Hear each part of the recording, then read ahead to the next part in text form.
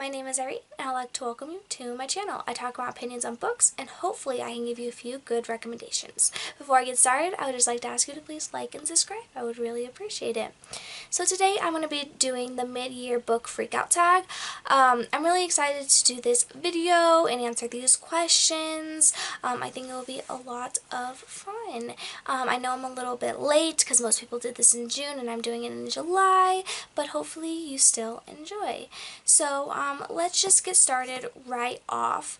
My first question is, best book you've read so far in 2020. For this question, I have Skyward. Skyward was definitely the best book I have read in 2020, and I read a lot of good books.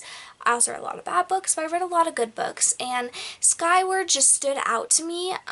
It was by Brandon Sanderson, which is my favorite author, and it's about this girl who is training to become a pilot, and she has dreamed about being a pilot her whole life. Her father was deemed like a coward, so she had like to struggle with that her whole life, and all she wanted to do was be a pilot, but no one has faith in her.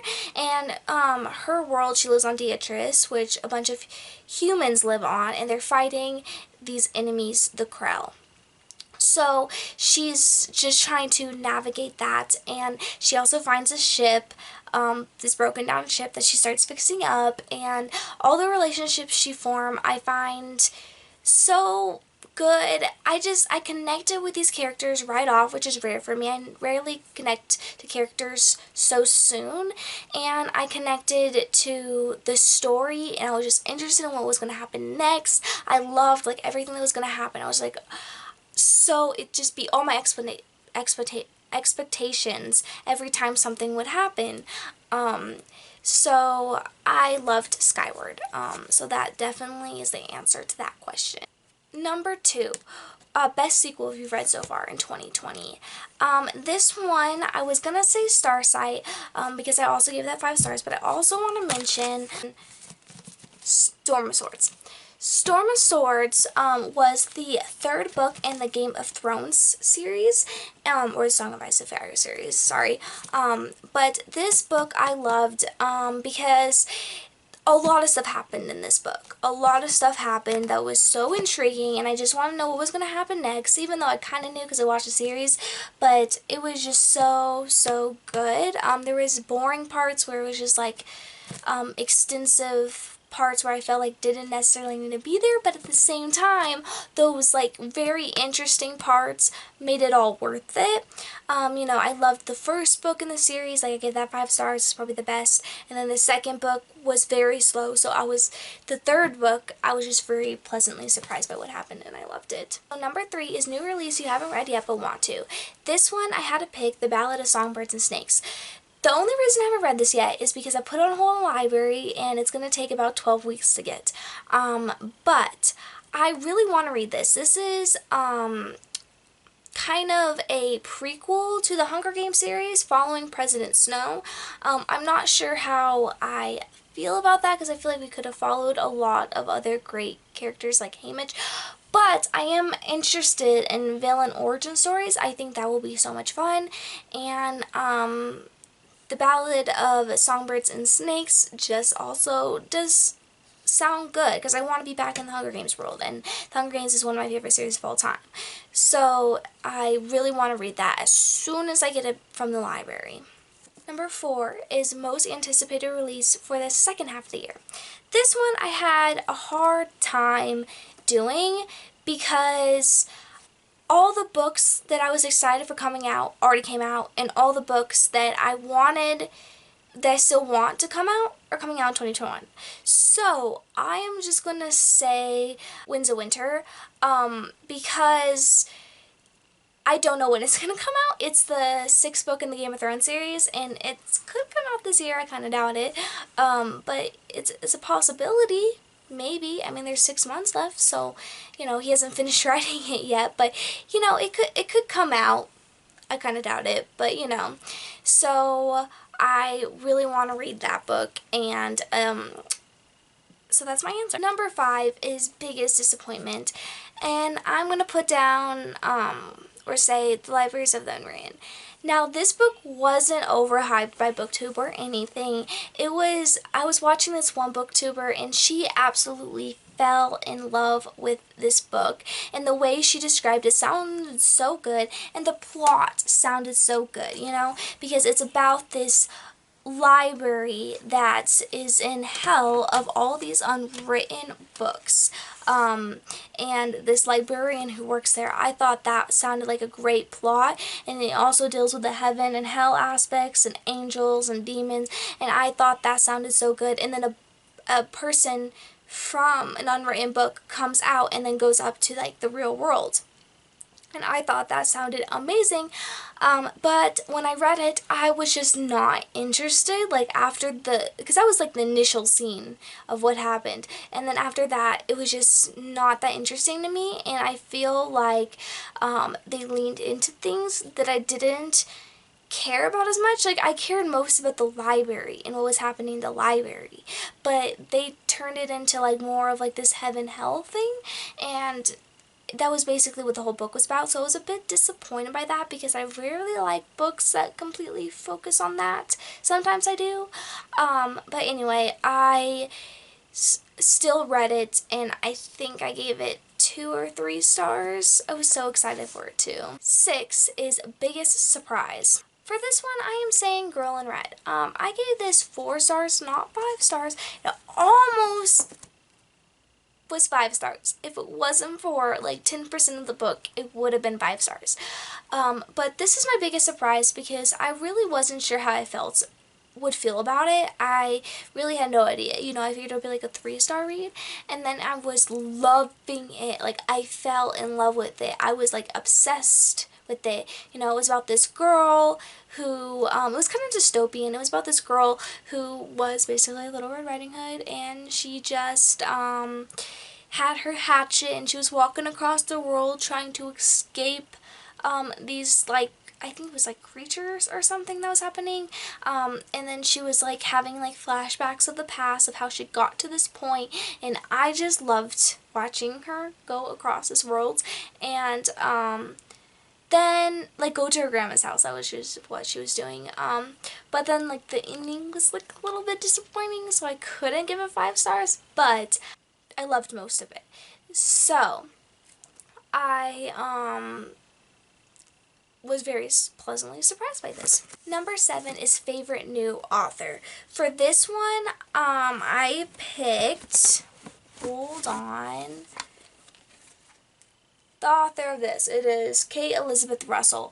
I don't like to say that I have a favorite author unless I've read multiple books by them, but this one, I really loved her writing style. I loved how she did it because it's about this girl who becomes infatuated with her professor. She's underage, and they form this relationship, and then we're also seeing her older self look back on this and like come to realizations about it.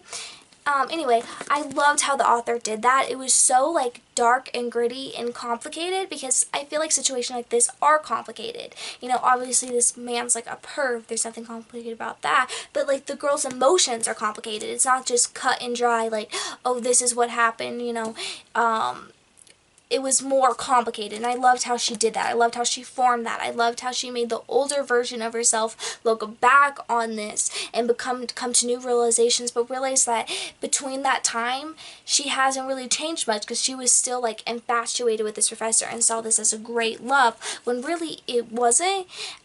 Anyway, I thought she did it fantastically, her writing style, because I feel like any other author wouldn't have done that subject half as good as she did it, because I think that she just knew how to do it, and that makes her my favorite author. Or I don't know if she's my favorite author because I haven't read any other works, but she definitely, like, stood out to me. She definitely stood out to me, and it was definitely the best written book, which is saying a lot. It was because I read a lot of, you know, good books. It was the best written to me because it really covered a lot. Number 8 is Newest Fictional Crush. For this one, I picked Lori Laurie from Little Women. I loved him. He was kind of a player. I feel like in real life I wouldn't have liked him. He was a player. He, hung out with these group of girls and sisters and kind of flirted with all of them a bit. And like the ending, he was definitely a bit of a player, but I loved him. He was so sweet and cute, and he just like indulged in their games, and he just was like, he accepted Jo for being the tomboy she was, and he just loved and was so cute, and I love Laurie. He was such a good character. And then after that, it says newest favorite character, and I had to pick Jo because she was such a tomboy. She was so cute, and she just also was an inspiring author. She loved to write books, and she loved that. She loved to write books. So she was so passionate, and she just loved her sisters, and I just love how she was a tomboy in that time, and she didn't care about any boy. She was just like, I just want to do my thing, and it was very different for that time. And I love that because she didn't care. She just wanted to be herself and do her thing and live her passions and live her life. And she cared about her sisters, and it was great. Next one is a book that made me cry. I don't really cry over books. I've cried once over a book, and I cannot remember the title of that book. I have been searching for that book for years. Anyway, book that made me cry, I'm going to say book that made me sad, and it was this one. This one was so hard to read, My Dark Vanessa, and I already talked about this, but I just have to mention it for this. It was hard to read. There were times where I had to put it down, and it made me so sad because I felt like I could understand where she was coming from, and it made me so sad. I had to pick this one. Even though I didn't cry, I just don't cry at books. I have to like see something to cry. I know I'm like a huge reader, but this one made me so sad though, because she was having such a tough time with this, and she didn't even realize it. 11. Book that made me happy. This one I'm going to say was Cress.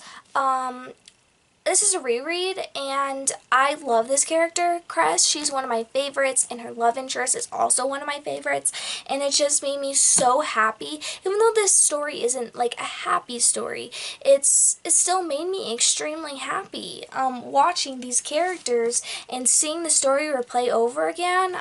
Yeah, it definitely made me happy, this story. The most beautiful book I read, I'm going to say, is The Bone Houses. This cover is so beautiful with the skull and the gold and all of that. I think it looks very nice. I gave this book 5 stars too.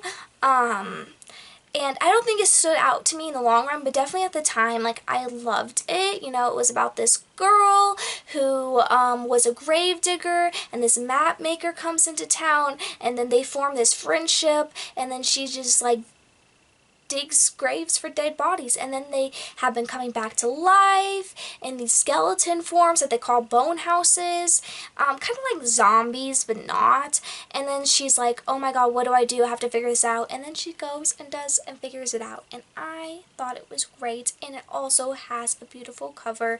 I really adore this story. 13, last question. What book do I need to read by the end of the year? This one, I'm gonna say Store My Archive. You can't, there's a glare. But definitely this book. I don't know if I'll get through all 3 by the end of the year because they're huge. But I definitely want to read this. I have started it like a year ago. I started it, but I was in the middle of going to New York, and I just couldn't get into it at the time because I was really busy.